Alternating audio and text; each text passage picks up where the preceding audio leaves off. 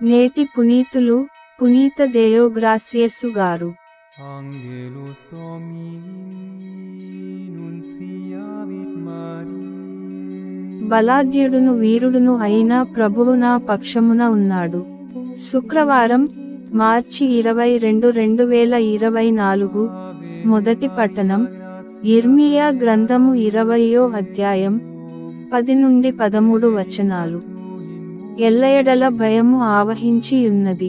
మనము ఇతని మీద అధికారులకు ఫిర్యాదు చేయదము అని ఎల్లరు గుసగుసలాడుకొనుట నేను వింటిని. నా స్నేహితులు కూడా నా పతనము కొరకు కాచుకుని ఉన్నారు. బహుశా ఇతడు మోసమునకు లొంగును.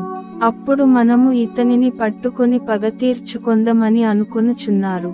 కాని ప్రభు, బలాఢ్యుడవు, వీరుడవైన నీవు నా పక్షమున నున్నావు. నన్ను హింసించు వారు ఓడిపోయి పడిపోవుదురు. విజయము సాధింపలేక శాశ్వతావమానము తెచ్చుకొందురు. సర్వశక్తిమంతుడవైన ప్రభు, నీవు నరులను న్యాయ బుద్ధితో పరిశీలింతువు. వారి హృదయమును మనస్సును పరీక్షింతువు.